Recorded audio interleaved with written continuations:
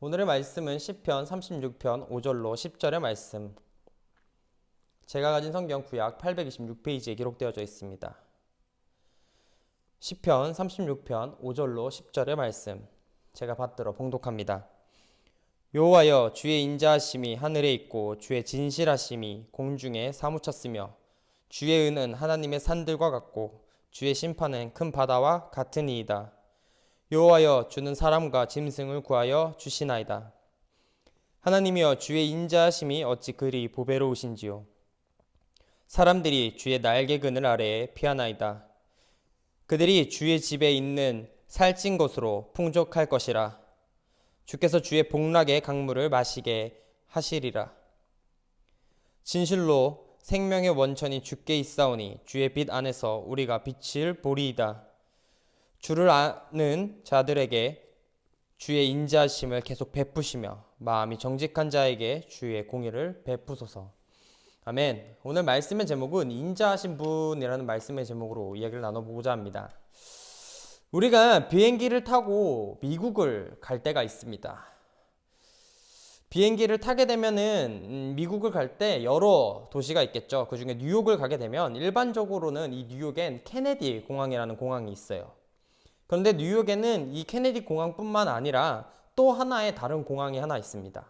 그 공항은 라구아디아라는 공항으로서 본래는 이 라구아디아의 이름은 뉴욕 시민이었던, 그리고 이 뉴욕을 매우 사랑했던 유명한 시장의 이름을 따서 만들게 된 공항의 이름입니다. 라구아디아 이 시장은 시장이 되기 이전에 아주 유명한 명판사였습니다. 추운 겨울 어느 날 한 번은 라구아디아 판사가 재판석상에서 한 노인을 만나게 되었습니다. 그 노인은 추운 겨울에 가족들 없이 외롭게 사는 사람이었어요. 그는 돈도 없고 너무나 배고픈 나머지 다른 사람의 지갑에서 스리슬쩍 20달러를 훔치게 됩니다. 20불을 훔치게 되죠.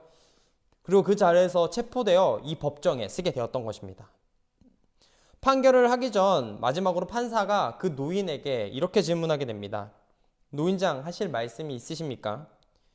이 노인은 라구아디아 판사를 가만히 쳐다보고는 이렇게 이야기했습니다.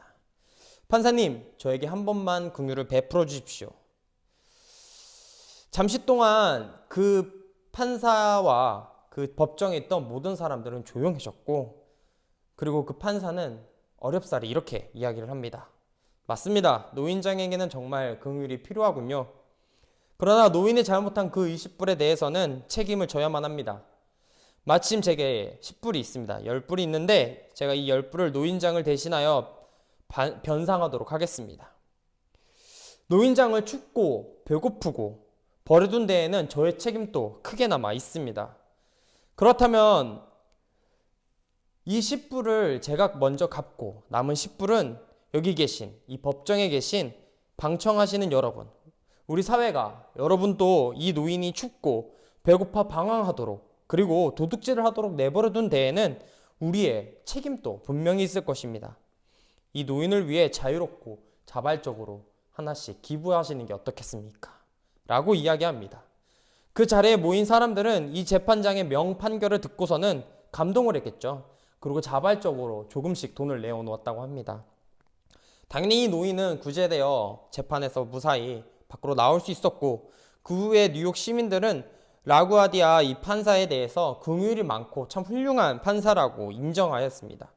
그 이후에 당연히 시장까지 되는 사람이 되었겠죠.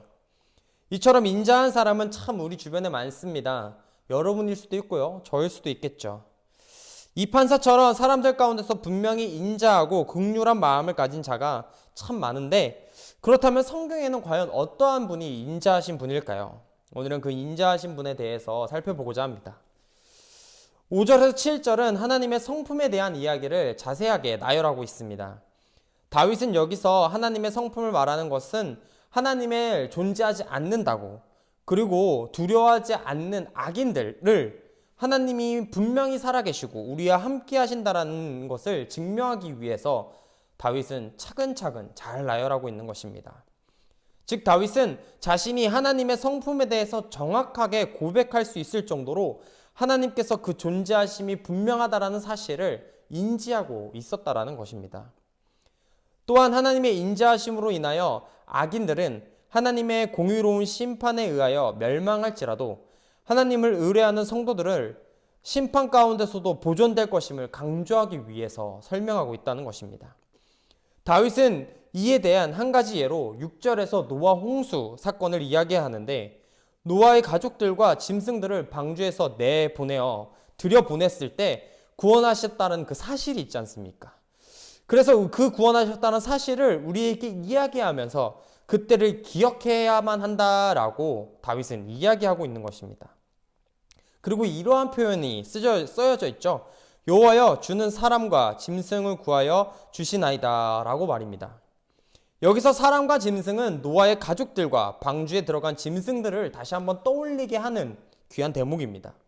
한편 5절을 보면 다윗은 주의 인자하심이 하늘에 있고 주의 성실하심이 공중에 사무쳤다라는 표현을 사용하고 있습니다. 여기서 주의 인자하심이란 하나님의 자기 백성을 향한 언약적인 사랑을 표현하는 말입니다. 이는 한번 택하여 언약을 맺고 자기 백성으로 삼은 자에 대해서는 그들의 행위와 관계없이 한결같이 그들을 돌보고 구원한다라는, 그리고 사랑을 베푸겠다는 하나님의 약속이라는 것이죠.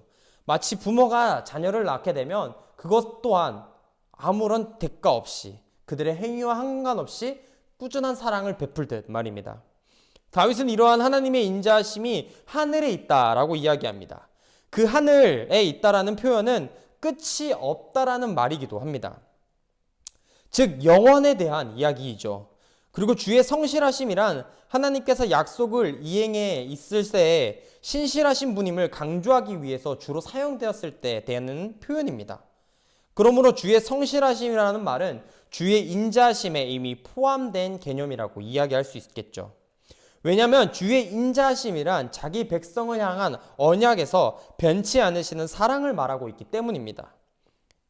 다윗은 하나님의 성실하심이 공중에 사무쳤다고 하는데, 이는 하나님의 인자하심이 한계나 제한이 전혀 없다라는 표현으로 결론 지을 수 있습니다. 모든 것이 변하였다고, 사라져서 없어졌다고 하여도 하나님의 인자하심은 절대적으로 변하지 않는다라는 것이죠.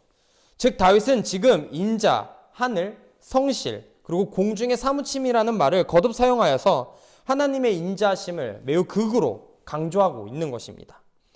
시편 136편 26절에 1절부터 26절의 말씀을 살펴보게 되면 하나님의 인자하심의 영원함을 찬양하는데 그 많은 절수를 사용하고 있습니다. 이는 하나님의 인자하심이 그만큼 끝도 없고 변함도 없고 우리에게 언제나 동일하다라는 부분을 다윗은 계속해서 강조하고 싶었던 것이라고 할 수 있습니다. 그리고 이처럼 하나님의 인자하심을 강조할 수밖에 없었던 그런 이유가 있을 거 아닙니까? 그것은 하나님의 인자하심으로 우리가 살고 있고 또한 구원을 받아 천국에 들어갈 수 있다라는 이유 때문이죠.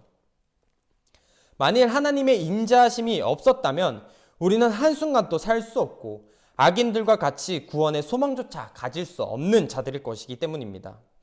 우리는 이러한 하나님의 인자하심의 극명한 신뢰를 이스라엘 백성들의 광야 생활에서 살펴볼 수가 있어요. 하나님은 애굽에서 노예 생활을 하던 이스라엘 민족을 당시의 백성으로 택하시고 그들을 크신 권능으로 구원하여 주었습니다.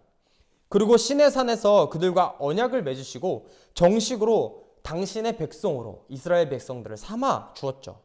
그런데 이스라엘 백성은 광야를 생활하는 동안 주님을 잘 따랐나요?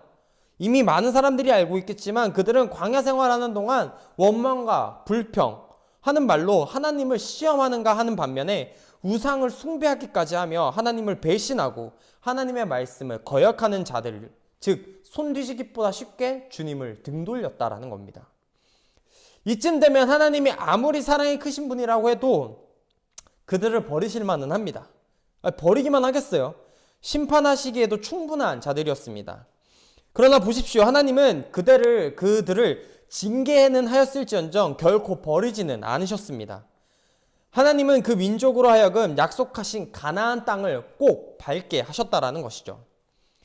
이러한 사실이 보여주듯 하나님의 인자하심은 끝도 없고 변함도 없다라는 것은 누구나 알 수 있는 것입니다. 그리고 이러한 하나님의 인자하심은 오늘 우리에게도 매우 동일하게 다가오고 적용되고 있습니다. 하나님은 우리를 사랑하시되 끝없이 그리고 끝까지 사랑하고 있다는 것입니다. 우리는 하나님을 배신하고 등 돌릴 때가 있고 수없이 많은 시간들을 뒤돌아설 때가 많아요. 하나님의 말씀에 불순종하기를 너무나 많이 했을 때가 있죠. 하지만 그리고도 주님은 우리를 절대 버리지 않으신다라는 겁니다. 그러므로 다윗은 7절에서 여호와여 주의 인자하심이 어찌 그리 선하고 보배로운지요 사람들이 주의 날개 그늘 아래에 피하나이다라고 고백하는 것처럼 우리도 고백해야겠습니다. 이 고백은 실로 하나님은 우리가 그릇 행하면 징계를 통하여서라도 우리를 바른 길로 인도하시고자 하는 분이시며 기어이 당신의 약속이신 천국의 완성을 우리에게 보여주실 것이라는 약속을 다윗은 이야기하는 겁니다. 그러므로 우리는 주의 인자하심에 감사하고 또 감사하며 살아가야 합니다. 8절에서 9절은 7절에서 말한 주의 날개 그늘 아래로 피하는 자, 곧 하나님께서 자신을 의탁하는 자의 복에 대한 이야기를 설명하고 있는 것입니다. 이렇죠. 그들이 주의 집에 있는 살찐 것으로 풍족할 것이라 주께서 주의 복락의 강물을 마시게 하시리이다. 진실로 생명의 원천이 주께 있사오니 주의 빛 안에서 우리가 빛을 보리이다 라고 말입니다. 이는 우리가 듣기만 해도 가슴이 벅차올라야만 하는 말입니다. 여기서 주의 집에 살찐 것과 주의 복락의 강물이란 표현은 하나님의 최고의 축복을 표현하기에 아주 적절한 표현들입니다.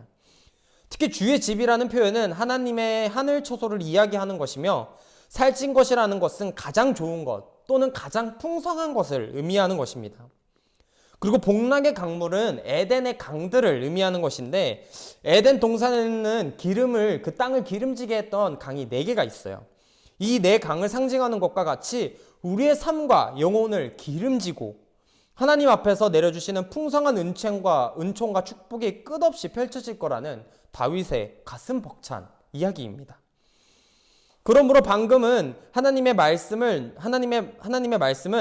당신께 피하는 자들에게 가장 좋은 것, 최고의 축복으로 대접한다라는 사실을 우리에게 전하고 있어요. 실로 하나님께 피하는 자는 하나님의 풍성, 주님이 주시는 공급하시는 최고의 축복, 은혜로 배고픔과 목마름이 일시적으로 해소되는 것이 아닌 진정으로 모든 것이 만족됨을 이야기하는 것입니다. 하나님은 모든 사람에게 이러한 복을 누리도록 초청하고 계십니다. 이는 구원의 보편성이란 말로 달리 표현할 수 있습니다. 실로 하나님의 구원에는 제한이 없습니다. 누구나 하나님의 초청을 듣기만 한다면, 하나님께로 나아가기만 한다면 하나님은 우리에게 주시는 복을 미루시지도 않고 우리를 멀리하지도 않으십니다. 즉 민족, 혈통, 가난하거나 부한 자, 귀하거나 천하다고 해서 그 모든 것을 허물어 버리시고 주님은 모든 자를 사랑할 준비가 되어 있다라는 이야기죠. 그러나 하나님의 구원이 제한이 없다고 해서 누구나 다 구원을 받을 수 있는 것이냐? 그것은 아닙니다. 하나님의 초청의 메시지를 누구에게나 전할 수는 있어요. 하지만 그것을 듣고 받아들이지 않는다면, 내 마음이 준비되지 않는다면 하나님의 축복과 구원의 은혜를 누릴 수 없다라는 사실을 우리는 잘 알고 있어야 합니다. 하나님은 인격적인 존재로 창조하신 하나님께서 하나님이 아주 인격적으로 창조하셨죠. 인간으로 하여금 자기 의지에 대한 자유로운 선택에 의하여 하나님의 초청을 받아들이든 거절하든 결정하도록 주님은 우리에게 선택권을 주었습니다. 당연히 그 선택의 책임은 우리에게 있겠죠. 오늘도 사람들은 이러한 선택의 결정에 있어서 각기 축복과 저주, 생명과 멸망의 길들로 자신이 선택하여 나아가고 있습니다. 과연 우리는 어떠한 선택을 하며 올 한 해를 살아가야 할까요? 과연 우리는 정말 무엇을 하며 살아가야 할까요? 과연 우리는 인자하신 분이 누구인가? 내가 바라보는 분이 정말 인자하신 분인지 내 스스로를 먼저 되돌아봐야 할 때라고 생각합니다. 결국 정말 중요한 것은 주님이 우리에게 베풀어 주신 사랑이라는 것이죠. 선하지 못한 자녀에게 선할 수 있는 기회를 주셨고 죄로 가득 찬 자에게 죄 없는 사람으로 만들어 주셨다라는 것은 정말 대단한 일입니다. 이러한 사랑을 받고 있다는 사실만으로도 우리는 주의 인자하심에 감사하고 그 인자한 분에게 찬송을 올리며 아낌이 없이 최선을 다해야겠죠. 오늘은 주연절이 벌써 한 주가 지나간 2번째 주입니다. 올 한 해를 주님의 오심을 기뻐하시고 항상 주님 안에서 지치지 마시고 살아가시며 어려운 시기일수록 힘내시고 주의 인자하심만을 바라보고 버티고 이기고 승리하셔서 다른 이웃들에게도 선한 빛과 소금의 역할을 감당하시는 여러분이 되시기를 간절히 바라고 기도하겠습니다. 다 같이 주기도문으로 예배를 마칩니다. 하늘에 계신 우리 아버지여, 이름이 거룩히 여김을 받으시오며 나라가 임하옵시며 뜻이 하늘에서 이루어진 것 같이 땅에서도 이루어지이다. 오늘 우리에게 일용할 양식을 주시옵고 우리가 우리에게 죄 지은 자를 사하여 준 것 같이 우리 죄를 사하여 주시옵고 우리를 시험에 들게 하지 마시옵고 다만 악에서 구하시옵소서. 대개 나라와 권세와 영광이 아버지께 영원히 있사옵나이다. 아멘.